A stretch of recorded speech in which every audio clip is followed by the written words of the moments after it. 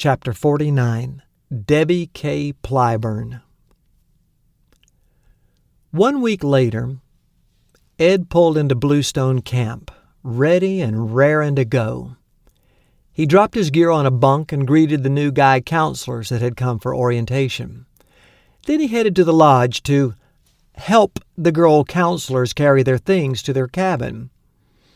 His motives may have been questionable, but he did end up making several trips, hauling suitcases and sleeping bags to the girl counselor's cabin. He also met a long-legged girl named Debbie Kay, whose folks were dropping her off for the summer. Debbie had grown up coming to Bluestone as a camper. It was her favorite place in the world. As an 11-year-old, she'd given her heart to Jesus at a campfire on the point overlooking Bluestone Lake. The counselors had played an old Simon and Garfunkel tune, Bridge Over Troubled Waters.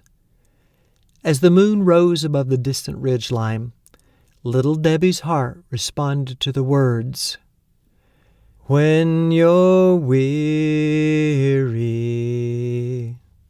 feeling small, when tears are in your eyes, I'll dry them all.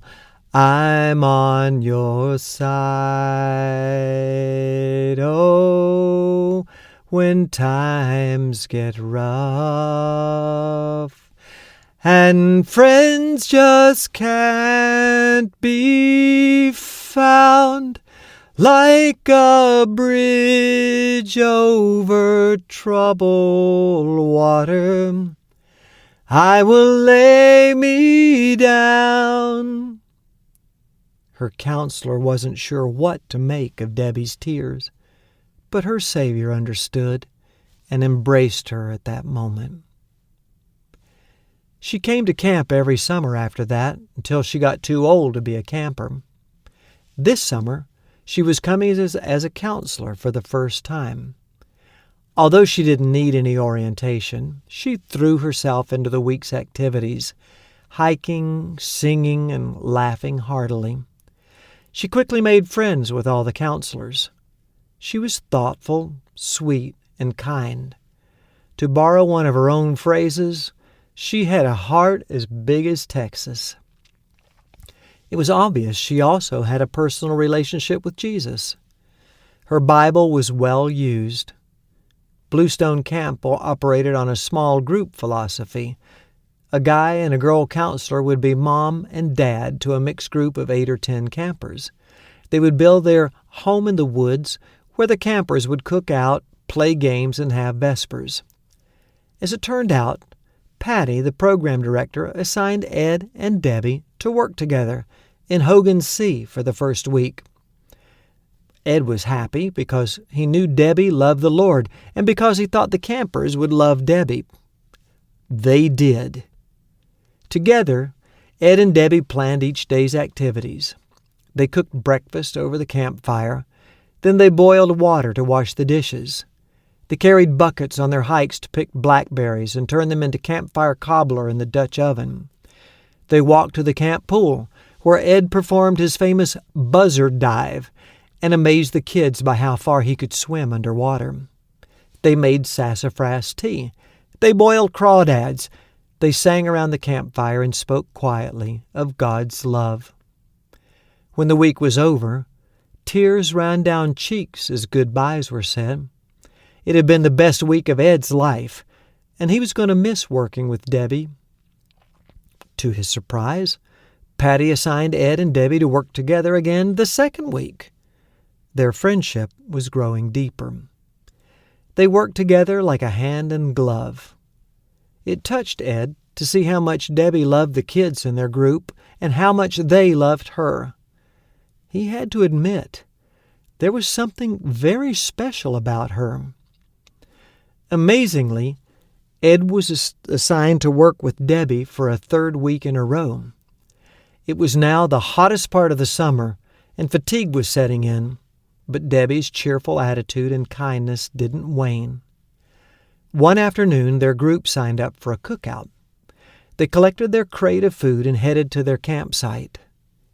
Blue-black clouds gathered in the west. Gusts of hot air lifted the leaves and kicked up little dust devils. It was getting ready to rain, and Ed secured the tarp over their campfire. If you'd signed up to cook out, you cooked out, period. The skies ruptured, and a chilly cascade sent the campers dashing under the tarp. They were cold, tired, and hungry. The outlook was bleak.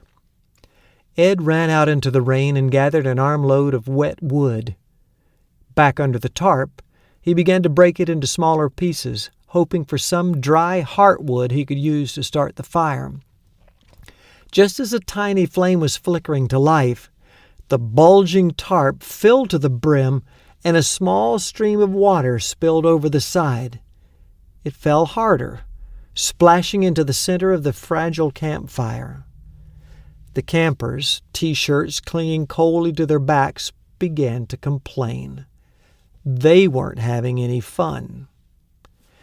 Ed could feel the pressure mounting. He was doing all he could. At that moment, Ed detected movement at his side. Looking to his left, he saw something that amazed him. There was Debbie, on her knees in the mud with a large camp spoon. She was digging a trench as hard as she could to channel the falling water away from Ed's fire. Her wet hair hung in scraggly strands along her cheeks. Her hands and knees were covered with mud. Ed thought he'd never seen a more beautiful sight. In that moment, his admiration turned to love. He had no idea how Debbie felt. She was so sweet and kind to everyone, there was no way to tell if she had any special feelings for him or not. A couple of weekends later, the camp lifeguard invited all the counselors to her big old country house for the weekend. They pulled up to pillared porches, high-ceilinged parlors, and a country kitchen that was warm and inviting. After a big lunch, the group headed to the back of the property where an opening yawned in a limestone outcropping. One by one, they entered the cave. Ed made sure he was close to Debbie, shining the beam of his flashlight so that she could see where to step, reaching out his hand to steady her as she climbed.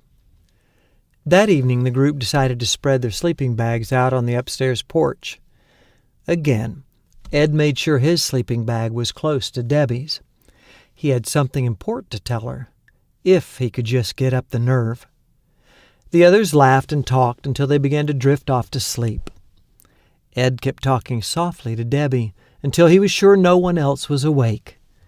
The waxing moon was peeking through the porch railings.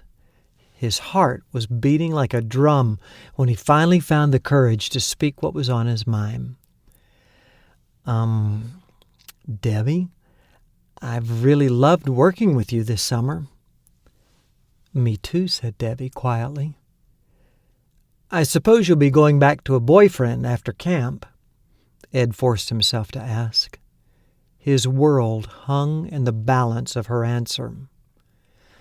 "No," she said. "I don't have a boyfriend. Never have." "Really?" Ed swallowed. "Really?" Fireworks were going off in his head. Daring to keep talking, he said, Then is it okay if I tell you I'm crazy about you?" Debbie was quiet for a moment that felt like forever. But when she finally spoke, Ed's heart turned upside down. "I'm pretty crazy about you, too."